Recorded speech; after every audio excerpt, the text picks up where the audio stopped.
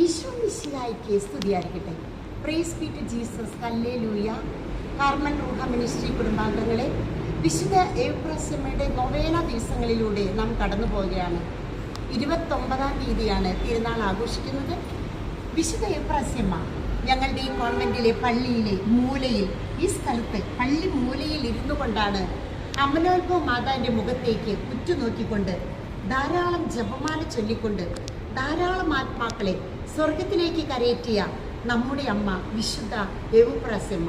നമ്മൾ Italy, Europe, America ഒരിക്കലേക്ക് പോകണ്ട. ഇതാ നമ്മുടെ കൈ തുമ്പത്ത്, കൈ എത്താ ദൂരത്ത് നമ്മുടെ അമ്മയുണ്ട്.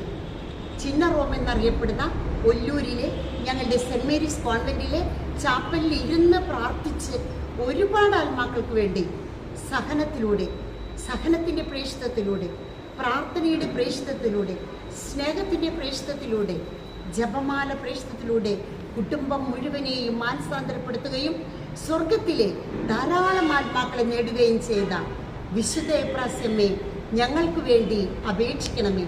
കാർമൽ റൂഹ മിനിസ്ട്രി യൂട്യൂബ് ചാനലിന് വേണ്ടി മാധ്യസ്ഥം വഹിക്കണമേ.